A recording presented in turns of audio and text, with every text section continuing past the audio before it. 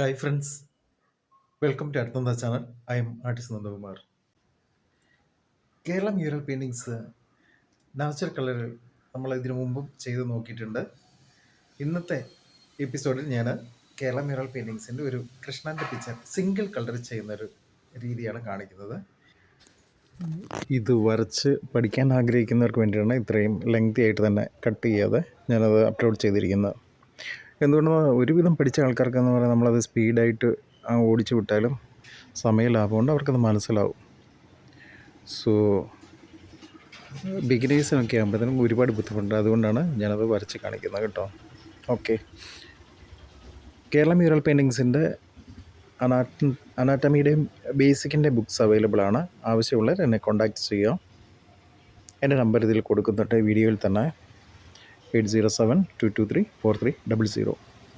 ഇതിൽ വിളിക്കാം, അല്ലെങ്കിൽ വാട്സപ്പ് ചെയ്യാം. എന്തുകൊണ്ടെന്ന് ഒരു കേരളം മ്യൂറൽ പെയിൻറ്റിങ്സ് ചെയ്യുമ്പോൾ എല്ലാവരും അത് ഒരുപാട് പേര് വളരെ ഈസി ആയിട്ട് എടുക്കുന്നുണ്ട്. ഏതോ ഒരു പിക്ചർ വരച്ചിട്ട് അത് പഠിക്കാൻ ചേർന്നതിന് ശേഷം ഒരുപാട് അബദ്ധത്തിൽപ്പെടുന്ന ആൾക്കാരും എന്നെ കോൺടാക്റ്റ് ചെയ്യാറുണ്ട്. ശരിക്കായിട്ടുള്ള ആ ഒരു എക്സ്പ്രഷനെ പറ്റിയുള്ള സ്റ്റഡി കിട്ടുന്നില്ല എന്ന് പറയുന്നുണ്ട്, ഫിഗർ സ്റ്റഡി കിട്ടുന്നില്ല എന്ന് പറയുന്നുണ്ട്. അതുകൊണ്ടാണ് ഒരുവിധം അറിയാത്ത ആൾക്കാരൊക്കെ ഇത് പഠിപ്പിക്കുമ്പോഴത്തേന് അവരറിഞ്ഞ ചില കാര്യങ്ങൾ മാത്രമേ അവർക്ക് ഷെയർ ചെയ്യാൻ പറ്റത്തുള്ളൂ.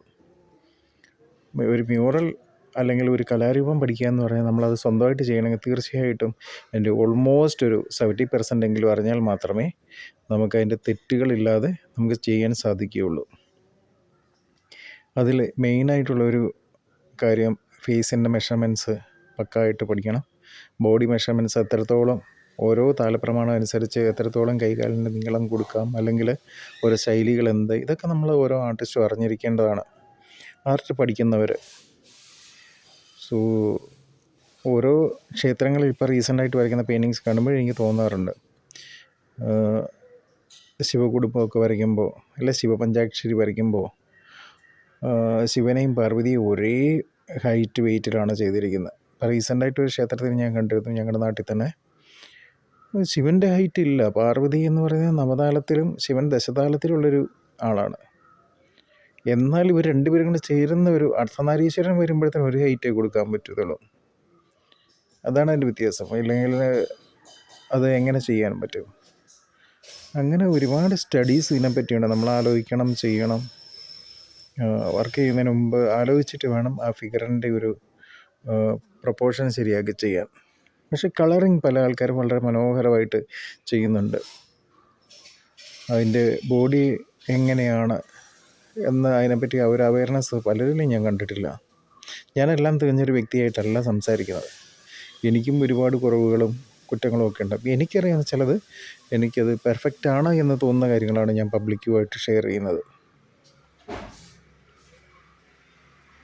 അതുപോലെ ഭാവങ്ങളെപ്പറ്റി സ്റ്റഡി ചെയ്താൽ മാത്രമേ നമുക്ക് ആ ഒരു കലാരൂപത്തെ മനോഹരമാക്കി ചെയ്തു തീർക്കാൻ പറ്റുള്ളൂ. രാമൻ്റെയും രാവണൻ്റെയും ആ യുദ്ധമാണെങ്കിൽ തന്നെ അതിൽ ഒരുപാട് എക്സ്പ്രഷൻ ഇമ്പോർട്ടൻസ് ഉള്ളതാണ്. അതായത് സീതാപരിണയം മുതൽ ചില ക്ഷേത്രങ്ങളിൽ കൊടുത്തിട്ടുണ്ട്, രാമരാവണ യുദ്ധം വരെ. സോ അതൊക്കെ അവരെത്ര ശ്രദ്ധയോടെ ചെയ്തു എന്നുള്ളത് അത് മനസ്സിലാക്കി ചെയ്യുമ്പോഴാണ് നമുക്കൊരു പിക്ചർ പൂർണ്ണമായിട്ടും ഉൾക്കൊണ്ട് ചെയ്യാൻ പറ്റുക.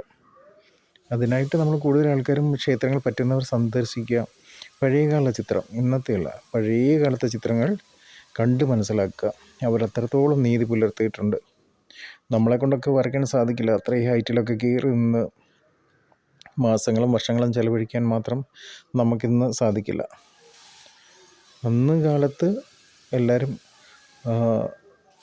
ശരിക്കും പറഞ്ഞാൽ ഇതൊരു കല ദൈവികമാണെന്നും പറഞ്ഞാൽ അത് ദൈവത്തിന് വേണ്ടി സമർപ്പിച്ചൊരു കാലഘട്ടമായിരുന്നു. അതുകൊണ്ട് അവർ ജീവിതം അതിനുവേണ്ടി ഒഴിഞ്ഞു വെച്ചവരാണ്. ഒന്നും നേടാതെ, ഒരു ഭൂമിയോ അല്ലെങ്കിൽ എന്തെങ്കിലും നേടാതെ അവർ ഇതിനു വേണ്ടി ദൈവികതയ്ക്ക് വേണ്ടിയിട്ട്. ഇന്നാണ് ദൈവം എന്ന് പറയുന്നത് അന്യനായി പോയിക്കൊണ്ടിരിക്കുന്നത്. So what ever it is, അതെന്ത് തന്നെ ആയിക്കോട്ടെ. എന്നാൽ ഇത് കണ്ടുപിടിച്ചതിൽ ഒരുപാട് കാര്യങ്ങളുണ്ട്. അനാറ്റമി കണ്ടുപിടിച്ചിരിക്കുന്നു, ഫേഷ്യൽ എക്സ്പ്രഷൻസ്, അങ്ങനെ ഓരോ വസ്തുവകളെക്കുറിച്ചും ഡീറ്റെയിൽ ആയിട്ടുള്ളൊരു സ്റ്റഡി നമ്മുടെ കേരള മ്യൂറൽ ആർട്ട് ഫോമിലുണ്ട്. അതുപോലെ ഓരോ മൃഗങ്ങളുടെ അതിൻ്റെയും ഫേഷ്യൽ എക്സ്പ്രഷൻസ് ഉണ്ട്. അതും വളരെ അവർ എക്സ്പീരിയൻസ് ചെയ്തിരിക്കുന്നൊരു കാര്യമാണ്. ഇപ്പോൾ ഒരു ശിവ മോഹിനി, അവരുടെ ആ ഒരു അവർ രണ്ടുപേരും കൂടെ ചേർന്നിരിക്കുന്ന ചിത്രങ്ങൾ വരച്ചിരിക്കുന്ന ഓരോ ക്ഷേത്രങ്ങളിലും പാർവതിയും നന്ദിയും കാണിക്കുന്ന ഒരു എക്സ്പ്രഷൻ, വിദ്വേഷത്തിൻ്റെ, വെറുപ്പിൻ്റെ, അങ്ങനെ കോപത്തിൻ്റെ, അങ്ങനെ പല എക്സ്പ്രഷൻസും രണ്ടുപേരും കൊടുക്കുന്നുണ്ട്. ഇവർ വളരെ റൊമാൻറ്റിക്കായിട്ട് ശിവനും മോഹിനി ഇരിക്കുന്നതായിട്ട്. സോ ഒരേ പിക്ചറിൽ തന്നെ പല ഭാവങ്ങൾ എക്സ്പ്രസ് ചെയ്തിട്ടുള്ളൊരു ആർട്ട് ഫോമാണ് കേരള മ്യൂറൽ പെയിൻറ്റിങ്സ്.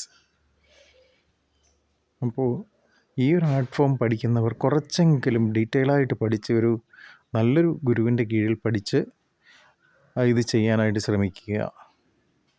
അപ്പോഴാണ് ഇത് നല്ലൊരു പൂർണ്ണതയിലെത്തുക. അവർക്കും അതിനെപ്പറ്റിയുള്ള കുറച്ച് നമ്മൾ കൂടുതലായിട്ട് പഠിക്കുമ്പോഴാണ് നമുക്ക് അടുത്തടുത്ത് നന്നായിട്ട് ചെയ്യണം. പെർഫെക്ഷനെ പറ്റി നമ്മളെ സ്വയം വിലയിരുത്തിയാൽ മാത്രമേ ഒരു ആർട്ടിസ്റ്റ് ഏതാണ്ട് ഒരു പരിധി വരെ 70-80% നന്നായിട്ട് ചെയ്യാൻ സാധിക്കുകയുള്ളൂ.